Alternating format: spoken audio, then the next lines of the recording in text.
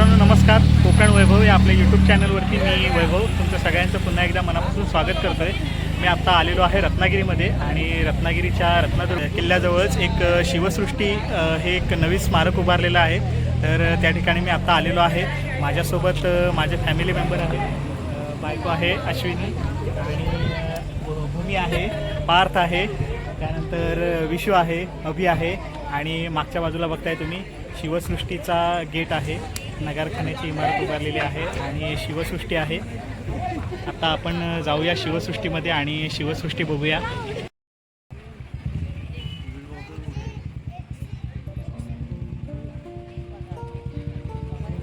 इथं आहे का समोर? इथं नाही ना. रत्नदुर्ग शिवसृष्टी या ठिकाणी बोर्ड लागलेला आहे तिकीटचा दर आहे लहान मुलांसाठी 15 रुपये आणि मोठ्या माणसांसाठी 30 रुपये असा तिकीटचा दर आहे. इथे प्रवेशद्वारावरतीच तिकीट आपल्याला दिलं जातं आणि आतमध्ये सोडलं जातं. आता लाईन आहे थोडी. आम्ही आता आतमध्ये आलेलो आहोत आणि बघताय तुम्ही खूप सुंदर वातावरण आहे. समोरच आरमारामधल्या बोटीचं एक प्रतिकृती तयार केलेली आहे. या ठिकाणी फलक लावण्यात आलेला आहे, माहिती फलक. एकूण 16 ठिकाणं आहेत आपल्याला बघण्यासारखी या ठिकाणी.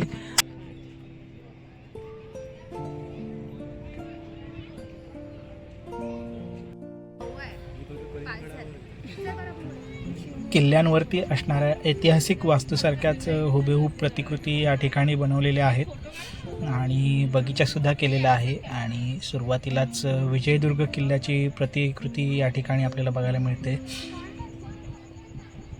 आजूबाजूला समुद्राचं पाणी, खडक, तटबंदी आणि किल्ल्यामधलं जे काही वास्तू आहेत किंवा आता वास्तूचे उरलेले अवशेष त्या प्रकारे दाखवण्यात आलेले आहेत. बाजूलाच शिवकाळातील गावं यांची प्रतिकृती उभारलेली आहे छोटीशी. खूप सुंदर अशी प्रतिकृती उभारलेल्या आहेत या ठिकाणी. मी सुद्धा पहिल्यांदाच आलो आहे आणि बघताय तुम्ही खूप सुंदर अशी सजावट या ठिकाणी केलेली आहे. प्राचीन कोकणमध्ये शिवकाळातील गावांमध्ये चालणारे हे व्यापार उद्योग यांची प्रतिकृती या ठिकाणी दाखवलेली आहे. स्मारकाच्याच मध्यवर्ती ठिकाणी आरमारातील एका बोटीची प्रतिकृती साकारलेली दिसते.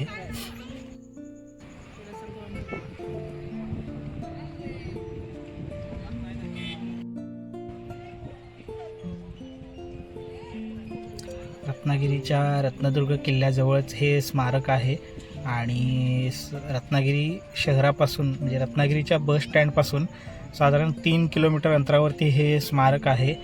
आणि या ठिकाणी संध्याकाळची सुद्धा खूप गर्दी असते, पर्यटकांची सुद्धा खूप गर्दी असते आणि रत्नागिरीतील लोकंसुद्धा खूप या ठिकाणी येत असतात. विजयदुर्ग किल्ल्याची प्रतिकृती बघताय तुम्ही आता. सागरी किल्ले जे आहेत आपल्या महाराजांचे, महाराष्ट्रातील सर्व सागरी किल्ल्यांची या ठिकाणी प्रतिकृती उभारलेली आहे. अगदी हुबेहूब प्रतिकृती उभारलेली आहेत. खूप सुंदर प्रतिकृती तयार केलेल्या आहेत या ठिकाणी.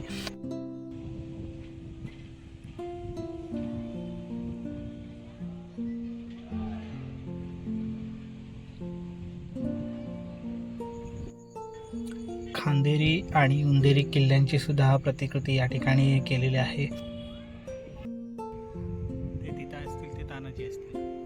आपल्या स्वराज्यातील वीर मावळे बाजीप्रभू देशपांडे यांचा या ठिकाणी पुतळा उभारण्यात आलेला आहे. एकूण 4 पुतळे आहेत या ठिकाणी. महाराजांचा एक मोठा पुतळा आहे आणि इतर 3 पुतळे आहेत. कान्होजी आंग्रे आणि तानाजी मालुसरे यांचा सुद्धा पुतळा आहे. रायगडाची प्रतिकृती बघताय तुम्ही आता.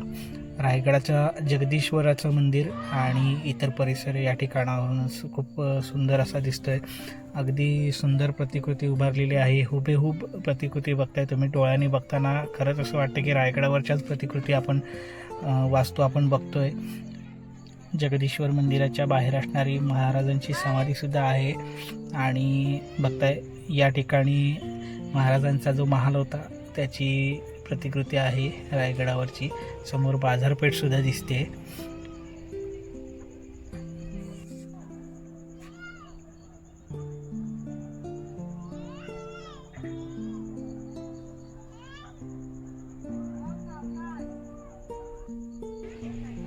महाराजांच्या पुतळ्याजवळ आत्ता मी आलेलो आहे.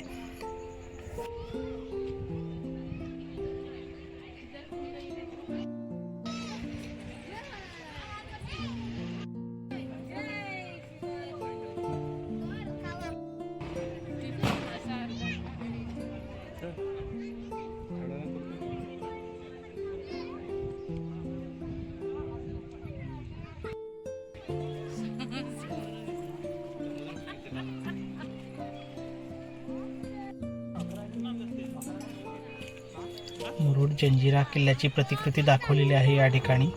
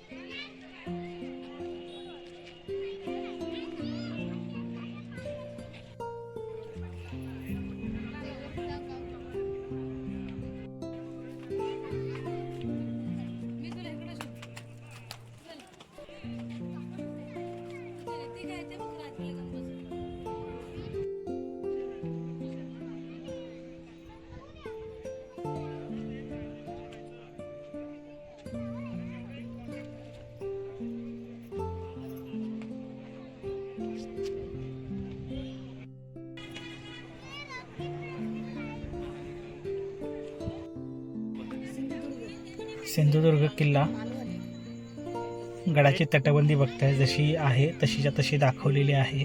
सिंधुदुर्ग किल्ला हा खूप सुंदर किल्ला आहे. जर कधी गेलात सिंधुदुर्गला तर नक्की किल्ल्यावरती भेट द्या, कारण या किल्ल्यावरती महाराजांच्या हाताचे आणि पायाचे ठसे आहेत. त्याचं नक्की दर्शन घ्या तुम्ही एकदा.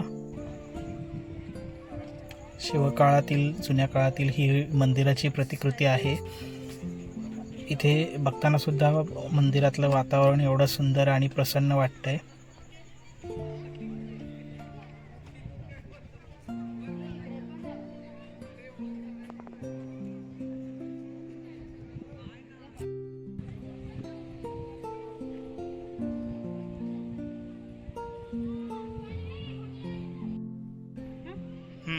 गुरांचे गोठे आणि घोड्यांचे तबेले या ठिकाणी दाखवण्यात आलेले आहेत. जुन्या वाड्यांची प्रतिकृती आहे आणि या ठिकाणी बघताय पुन्हा घरांच्या प्रतिकृती आहेत. काही बाजारपेठा आहेत, दुकानं आहेत, अशा प्रतिकृती केलेल्या आहेत.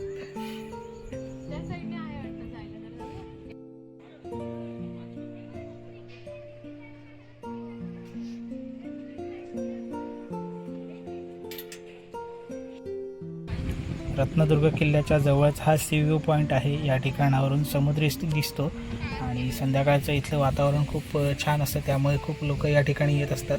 मित्रांनो, आजच्या या स्मारकाचा व्हिडिओ तुम्हाला कसा वाटला हे नक्की कळवून सांगा मला, आणि कमेंट करून नक्की सांगा व्हिडिओ कसा वाटला हे.